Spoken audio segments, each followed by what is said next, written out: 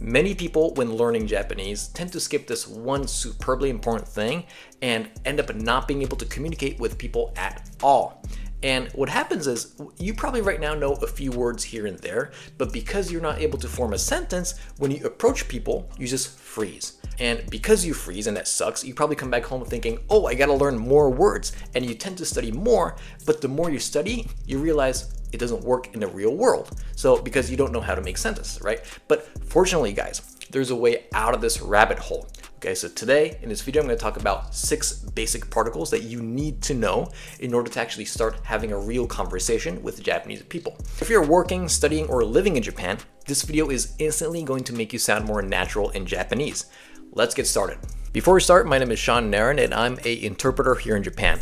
And because I was born and raised in Japan, on YouTube I teach people how to go from nervous to natural in Japanese. All right, so let's get started with our particles. So first, I want to define what particles are. Particles are, when using it, you can make words, you can transform words into sentences. So this is a big deal, guys. Without knowing particles, you can't really speak Japanese because Japanese is all about particles. It's words and like having words, and in the middle, there's always a particle. So without this, you can't speak Japanese. So it's a big deal. So I'm going to give you 6 important particles that are important. Okay, so the first one is wa. Wa, all right? So I have my chart here. I have my Google Doc here. I hope you can see it. Wa is a general statement. Okay, so when you want to say, for example, Kyoto is a beautiful place, it's a very general statement. You say, Kyoto wa kirei desu. Kyoto wa kirei desu, right? Anything that's general is a wa. And on the other side, I mean, a lot of people come to me saying they want to know the difference between wa and ga. So the main difference between wa and ga is ga, on the other hand, is a opinion, okay? While wa is a general statement, ga is usually a opinion. So if you want to say, I like Tokyo, I love Tokyo, it's an opinion, you can say Kyoto ga suki desu instead of wa. You see the difference here? Kyoto is beautiful, being a general statement, it's Kyoto wa kirei desu. And Kyoto ga suki desu is I love Kyoto. Very different, right? Let's move on to our third particle here. So wo, all right, wo. When you use wo, it's usually when you want to do an action. When you're doing an action to something, we use wo. So if you're going to have some sushi, you say, sushi wo tabemasu. I'll have some sushi. Sushi wo tabemasu. If you're drinking some coffee, you're doing an action to the coffee. You're drinking it. It's a verb, right? Kohi wo nomimasu. That's how we use it. All right. So right now, just by learning 2 to 3 particles, here's what you can do. Here's where the magic happens. If you want to say, my brother usually has coffee in the morning, it's a general statement, right? You can say, ototo wa kohi wo nomimasu. You see where I use the wa and the wo. Ototo wa, my brother usually does. Ototo wa. This is a general statement. And kohi wo nomimasu. This is I'm doing an action to the coffee. You see, just by learning 2 or 3, you can make sentences like this. Without these, you end up using only like coffee, please, like I am whoever. You can't really make a sentence. I hope this makes sense. All right, let's move on to our 4th one. Our 4th particle is ni. Ni.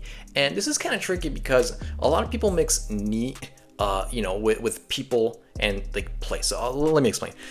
Ni is usually when you go somewhere, go to a location, or when you're doing something to a person. Okay, so our first example is with a location. Tokyo ni ikimasu is I'm going to Tokyo. So we're using this in for to location, right? Also, you can use it with people. It's if you want to say I'm going to talk to Ken. Ken ni hanashimasu. Ken ni hanashimasu. So essentially, with to something or to a person, right? To an object or to, if you're doing something to a thing, it's a ni. All right, I hope this makes sense. So now we know how to use ni, and here's what we can do with wa and ni. Let's use these 2 together in a big sentence, okay? You can say, if your mother's going to Disneyland, you can say, Hahaoya wa Disneylando ni ikimasu. Hahaoya wa Disneylando ni ikimasu. Pretty nice, right? Just by knowing a few words, a few particles like this, you make the sentences, it goes from short It becomes longer and longer and longer. It's great to know more. The more you know, the better when it comes to particles. All right, let's move on to our fifth one. This is to. To means with. So it's really simple. Coffee and milk, コーヒーとミルク. Me and my wife, 私と奥さん. Right? So if you're saying something like, I'm going to Disneyland with my mother, you can say, 母親とディズニーランドに行きます. 母親とディズニーランドに行きます. Remember, in Japanese, we don't say the subject. So I don't need to say I, like me and my mom. Like you can just say, it's implied. So you're implied, you can just say, with my mother, we're going to Disneyland. Okay, I hope that makes sense. And our final one is de. Now, this means at a location, not to a place. To is ni, right? Please don't mix this up. De is at a location / in a location. So if you're having like an event, excuse me, in Tokyo, you can say Tokyo de ibento ga arimasu. At the cafe, I'm gonna have like a sandwich or something. Cafe de sandwich wo tabemasu. Right now, did you notice I used de and wo? Wo, I'm doing an action. I'm eating the sandwich, right? Sandwich wo tabemasu. Where? Cafe de. Okay, so we learned the essential 6 particles that really works well. It's really nice when you know these, but let's try to mix these, all right? Quiz time, all right? What do you say when you want to, how do you say, I'm going to Disneyland with my kid? Again, I'm going to a location with my kid. We covered both. Okay, pause for a second. You can comment below whatever you want to do. Yeah, let's comment below because it's good practice, all right? Comment below right now. I'm going to Disneyland with my kid. All right, I'll tell you the second, and I'll tell you the answer in a second. Comment below, guys. It's a really important practice. It's gonna help you, right? It's kodomo to, with my kid. I'm going to Disneyland. So kodomo to Disneyland ni ikimasu. Or you can switch it. Disneyland ni kodomo to ikimasu. That's fine. Okay, comment below this one. All right, I have another one. I'll have a sandwich with a friend at a cafe. Now we're using 3 now. I'll have a sandwich. That's an action. You're eating the sandwich with a friend, right? At a cafe, at a location. So how do you say that? Guys, comment below right now. Excuse me.